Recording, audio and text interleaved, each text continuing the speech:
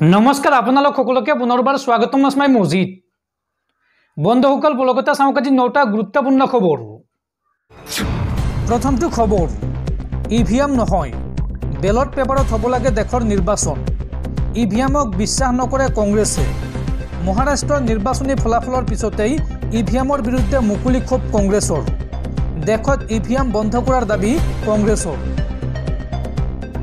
আমাক ইভিএম নালাগে এই মন্তব্য কংগ্ৰেছৰ ইভিএমক বিশ্বাস নকৰে কংগ্ৰেছে ইভিএম নহয় বেলট পেপাৰত হক দেশৰ নিৰ্বাচন মহাৰাষ্ট্ৰৰ নিৰ্বাচনী ফলাফলৰ পিছতেই ইভিএমক লৈ উত্থাপন হৈছে বহু অভিযোগ আৰু ইভিএমৰ বিৰুদ্ধে এইবাৰ মুকলি ক্ষোভ প্ৰকাশ কৰিছে কংগ্ৰেছে দেশত ইভিএম বন্ধ কৰাৰ দাবী কংগ্ৰেছৰ ৰাষ্ট্ৰীয় অধ্যক্ষ মল্লিকাৰ্জুন খাৰ্গেৰ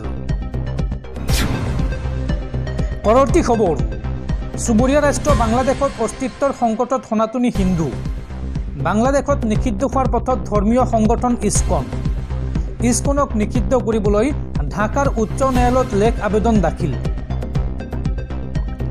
বাংলাদেশত অস্তিত্বৰ সংকটত পৰিছে সনাতনী হিন্দু বাংলাদেশত নিষিদ্ধ হোৱাৰ পথত ধৰ্মীয় সংগঠন ইস্কন ঢাকাৰ উচ্চ ন্যায়ালয়ত এই সন্দৰ্ভত লেখ আবেদন দাখিল বাংলাদেশৰ এটৰ্নি জেনেৰেলৰ মতে ইস্কন মৌলবাদী সংগঠন সন্ন্যাসী চিন্ময় দাসক গ্ৰেপ্তাৰৰ পিছতে উত্তেজিত হৈ পৰিছে বাংলাদেশৰ হিন্দুসকল আৰু পুনৰ বাংলাদেশত উত্তেজিত হিংসাত্মক প্ৰতিবাদৰ সূচনা হৈছে হিন্দু জাগৰণ মুহিমূল কৰিবলৈ বাংলাদেশ চৰকাৰৰ বিভিন্ন পদক্ষেপ আদালতৰ জৰিয়তে এইবাৰ ইস্কনক নিষিদ্ধ ঘোষণা কৰাৰ চেষ্টা বাংলাদেশ চৰকাৰৰ আৰু ইস্কন সন্দৰ্ভত চৰকাৰৰ স্থিতি স্পষ্ট কৰিবলৈ নিৰ্দেশ আদালতৰ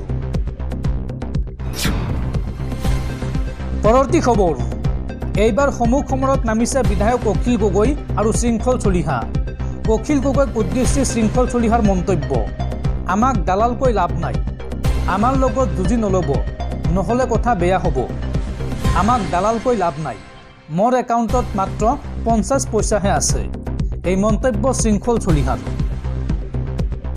কোনোবা বিধায়কে যদি কয় শৃংখল চলিহাই বিজেপিৰ পৰা কোটি কোটি টকা লৈছে সেই কথা কোনেও বিশ্বাস নকৰে এই মন্তব্য শৃংখল চলিহাই লগতে কয় যে শৃংখল চলিহাই অন্তত কোনো কাৰণতে দেশ আৰু জাতিক বিক্ৰী নকৰে দেশ আৰু জাতিৰ বাবে অধিকাৰ কাঢ়িও নাহব আমাক কথা কৈ লাভ নাই আমি পুলিচৰ মাৰ খাই জেলত থকা মানুহ বেলেগৰ দৰে পুলিচৰ মাৰ নোখোৱাকৈ জেলত থকা মানুহ নহয় আমি জিএমচিএইচৰ এসি কোঠাত থকা মানুহ নহয় 2026ত বীৰলাচি থানাক সেৱা নকৰাকৈ কোনেও চৰকাৰ গঠন কৰিব নোৱাৰে আমি সংগ্ৰাম ঘৰ বনাবলৈ বা ফ্লেট কিনিবলৈ কৰা নাই আমাক দালালকৈ লাভ নাই মোৰ একাউণ্টত এতিয়া মাত্ৰ 50 পইচাহে আছে যদি কোনোবা দিনা শৃংখল চলিহাই পইচা খায় তেন্তে মোৰ পুতলা জ্বলাই দিব মোক নামাতিব কোনো অনুষ্ঠানলৈ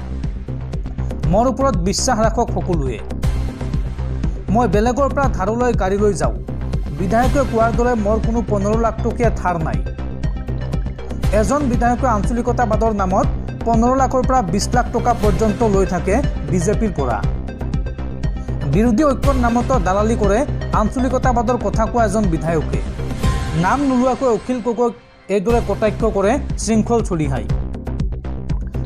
চলিহাই কয় আমাৰ লগত যুঁজি নল'ব নহ'লে কথা বেয়া হ'ব বিধায়ক অখিল গগৈৰ বিৰুদ্ধে এইদৰে যুঁজত নামিল শৃংখল চলিহা দৰ্শকসকল আৰু বহুতো গুৰুত্বপূৰ্ণ খবৰ আছে তাৰ আগতে আপোনাক জনাওঁ যে যদি আপুনি এতিয়ালৈকে এইটো ভিডিঅ'ত লাইক কৰা নাই তেন্তে এতিয়াই ভিডিঅ'টোত লাইক কৰি দিয়ক আৰু এনেকুৱা ধৰণৰ ভিডিঅ'সমূহ নিতৌ চাবলৈ চেনেলটো ছাবস্ক্ৰাইব কৰি কাষত থকা বেল আইকনটো প্ৰেছ কৰি ৰাখক পৰৱৰ্তী খবৰ মধ্যপ্ৰাচ্যৰ যুদ্ধক লৈ ডাঙৰ খবৰ ইৰাণৰ ভয়ত এইবাৰ যুদ্ধবিৰতি ঘোষণা কৰিলে ইজৰাইলে হিজবুল্লাৰ সৈতে যুদ্ধ নকৰাৰ সিদ্ধান্ত ইজৰাইলৰ প্ৰধানমন্ত্ৰী ইৰাণৰ ভয়তে এইবাৰ যুদ্ধবিৰতি ঘোষণা কৰিলে ইজৰাইলে হিজবুল্লাৰ সৈতে যুদ্ধ নকৰাৰ সিদ্ধান্ত ইজৰাইলৰ প্ৰধানমন্ত্ৰীৰ হিজবুল্লাৰ ওচৰত সৰু হ'বলৈ বাধ্য হৈ পৰিল ইজৰাইলৰ প্ৰধানমন্ত্ৰী লেবাননৰ পৰা পিছুৱাই আহিবলৈ বাধ্য হ'ল ইজৰাইলী সেনা হিজবুল্লাৰ সৈতে 60 দিনৰ অস্থায়ী যুদ্ধবিৰতি ঘোষণা ইজৰাইলৰ প্ৰধানমন্ত্ৰী বেঞ্জামিন নেতানিয়াহুৰ। যুদ্ধবিৰতি ঘোষণা কৰাৰ পূৰ্বে বেঞ্জামিন নেতানিয়াহুৰ দেশবাসীক সম্বোধন। তিনিটা মুখ্য কাৰণৰ বাবে যুদ্ধবিৰতি ঘোষণা কৰিবলৈ বাধ্য হ'ল বেঞ্জামিন নেতানিয়াহু। কি কাৰণৰ বাবে যুদ্ধবিৰতি ঘোষণা কৰিবলৈ বাধ্য হ'ল চাওঁ আহক। ইৰাণৰ পৰা সন্মুখীন হোৱা প্ৰত্যাহ্বানৰ মোকাবিলা কৰিবলৈ যুদ্ধবিৰতি ঘোষণা ইজৰাইলৰ।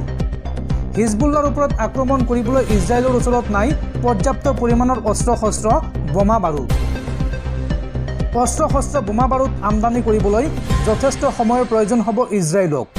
এইসমূহ কাৰণত যুদ্ধবিৰতি ঘোষণা কৰিছে ইজৰাইলৰ প্ৰধানমন্ত্ৰী বেঞ্জামিন নেতানিয়াহুৱে। আৰু সেনাসকলক সুৰক্ষিত কৰি ৰাখিবলৈ অধিক উন্নত অস্ত্ৰ যোগান ধৰিব লাগিব বুলি মন্তব্য বেঞ্জামিন নেতানিয়াহুৰ। হিজবুল্লাৰ সৈতে ইজৰাইলৰ যুদ্ধবিৰতিৰ এই সিদ্ধান্তক এতিয়া আদৰণি জনাইছে ভাৰত চৰকাৰে। এই সিদ্ধান্তই অঞ্চলটোত শান্তি আৰু স্থিৰতা স্থাপনত সহায় কৰিব বুলি আশাবাদী ভাৰত চৰকাৰ। পৰৱৰ্তী খবৰ, ৰাজ্যত পুনৰ দলবদ্ধ ধৰ্ষণ কাণ্ড। এইবাৰ ৰাজ্যত গাৰ নোম শিয়ৰি উঠা ঘটনা সংঘটিত হৈছে। এগৰাকী 14 বছৰীয়া কিশোৰীক 7 গৰাকী পাখণ্ডৰ দলবদ্ধ ধৰ্ষণ। ঘটনা সন্দৰ্ভত এজাহাৰ দাখিল। খেলি থকা অৱস্থাতে 14 বছৰীয়া কিশোৰীৰ সৈতে অপকৰ্ম 7 গৰাকী কিশোৰৰ আৰু ঘটনা সংঘটিত কৰা 7 কিশোৰ নাবালক। চকু আৰু মুখত কাপোৰ বান্ধি কিশোৰীগৰাকীক ধৰ্ষণ কৰিছিল 7 কিশোৰে। ভুক্তভোগী কিশোৰীগৰাকী বৰ্তমান 6 মাহৰ গৰ্ভৱতী। ঘটনা সন্দৰ্ভত ডুমডুমা থানাত এজাহাৰৰ পিছতে গ্ৰেপ্তাৰ কৰা হৈছে 7 অভিযুক্তক। পৰৱৰ্তী খবৰ, অৱশেষত মুকলি আকাশৰ তললৈ ওলাই আহিল ৰাজ্য জোকাৰি যোৱা ট্ৰেডিং স্কেমৰ অন্যতম মূল অভিযুক্ত স্বপ্ননীল দাস। 84 দিনৰ মূৰত মুকলি আকাশৰ তলত ওলাই আহিল স্বপ্ননীল দাস।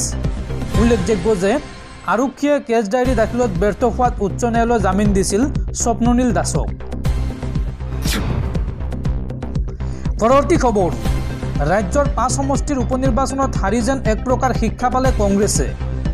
পৰাজয়ৰ কাৰণ বিচাৰি এইবাৰ জিলা সভাপতিক প্ৰতিবেদন দাখিলৰ নিৰ্দেশ APCCৰ। সংবাদ মাধ্যমৰ আগত আজি এই কথা জনালে ভূপেন বৰাই। নিৰ্বাচনত হাৰি যেন এক প্ৰকাৰ শিক্ষা পালে কংগ্ৰেছে।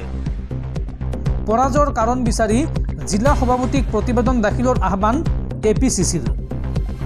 উপনিৰ্বাচনৰ ফলাফল বিশ্লেষণ কৰাটো নিতান্তই প্ৰয়োজন, এই মন্তব্য ভূপেন বৰাৰ।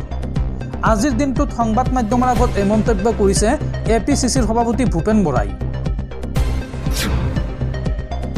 পৰৱৰ্তী খবৰ, কেৰিয়াৰ শেষ মল্লযুঁজাৰু বজৰং পুনিয়াৰ। মল্লযুঁজাৰু বজৰং পুনিয়াক 4 বছৰৰ বাবে নিলম্বন নেশ্যনেল এণ্টি ডপিং এজেন্সিৰ। ভাৰতৰ টকিঅ' অলিম্পিকৰ ব্ৰঞ্জৰ পদক বিজয়ী মল্লযুঁজাৰু বজৰং পুনিয়াক 10 মাৰ্চত ৰাষ্ট্ৰীয় দল নিৰ্বাচনৰ পৰীক্ষাৰ সময়ত ডপিং পৰীক্ষাৰ বাবে নমুনা দাখিল কৰিবলৈ অস্বীকাৰ কৰাৰ বাবে ৰাষ্ট্ৰীয় এণ্টি ডপিং এজেন্সিয়ে আগন্তুক 4 বছৰৰ বাবে নিলম্বন কৰিছে। এই নিলম্বন 23 এপ্ৰিলত নাডাই পূৰ্বে জাৰি কৰা অস্থায়ী নিলম্বনৰ পাছত ঘোষণা কৰা হৈছে। অৰ্থাৎ এতিয়া আগন্তুক 4 বছৰলৈ কোনো মল্লযুঁজত অংশগ্ৰহণ কৰিব নোৱাৰিব বজৰং পুনিয়াই। পৰৱৰ্তী খবৰ, কোন দিশে ৰাজ্যৰ সভ্য সমাজ। এইবাৰ ধুবুৰী কাৰাগাৰত মহিলা ৱাৰ্ডেনৰ সৈতে জঘন্য কাণ্ডৰ অভিযোগ। কাৰাগাৰৰ অধীক্ষকৰ লগতে কয়দীৰ বিৰুদ্ধে মহিলা ৱাৰ্ডেনৰ এই অভিযোগ আৰু ভুক্তভোগী মহিলা ৱাৰ্ডেনে ধুবুৰীৰ আৰক্ষী অধীক্ষকক দিলে এজাহাৰ। ধুবুৰী কাৰাগাৰত মহিলা ৱাৰ্ডেনক যৌন নিৰ্যাতনৰ গুৰুতৰ অভিযোগ। কাৰাগাৰ অধীক্ষকে ৱাৰ্ডেনক যৌন নিৰ্যাতনৰ চেষ্টা চলোৱাৰ অভিযোগ। ভুক্তভোগী মহিলা ৱাৰ্ডেনে ধুবুৰী আৰক্ষী অধীক্ষকক এই সন্দৰ্ভত দিলে এজাহাৰ। ধুবুৰী কাৰাগাৰৰ অধীক্ষকৰ উপৰিও কয়দীৰ ৱাৰ্ডেনক নিৰ্যাতনৰ অপচেষ্টা। আন এগৰাকী মহিলা ৱাৰ্ডেনৰ স্বামীৰ বিৰুদ্ধেও ভয়ংকৰ অভিযোগ। কাৰাগাৰৰ অধীক্ষক প্ৰশান্ত ৰাজবংশীয়ে দেৱালীৰ পাৰ্টিত নিৰ্যাতনৰ চেষ্টা চলাইছিল। ৱাৰ্ডেনগৰাকীৰ পৰা কাৰাগাৰৰ অধীক্ষক প্ৰশান্ত ৰাজবংশীয়ে বিচাৰিছিল দৰমহাৰ ভাগো। 5 নৱেম্বৰত মুজিবুৰ ৰহমান নামৰ কয়দীয়ে চলাইছিল নিৰ্যাতনৰ চেষ্টা আৰু ৱাৰ্ডেনগৰাকীৰ বাসগৃহত উপস্থিত হৈ 50,000 টকা দি অশালীন প্ৰস্তাৱ দিছিল। ৱাৰ্ডেনগৰাকীয়ে চিঞৰ বাখৰ কৰাত পিছত আঁতৰি যায় কয়দী মজিবুৰ। 23 নৱেম্বৰতো ৱাৰ্ডেনগৰাকীক কৃষ্ণ বৰ্মন নামৰ এজন লোকে নিৰ্যাতনৰ চেষ্টা চলায় আৰু ৱাৰ্ডেনগৰাকীৰ সহকৰ্মীৰ স্বামী কৃষ্ণ বৰ্মনৰ বিৰুদ্ধেও এই অভিযোগ। ঘটনা সন্দৰ্ভত ইতিমধ্যে এজাহাৰ দাখিল কৰিছে ভুক্তভোগী ৱাৰ্ডেনগৰাকীয়ে।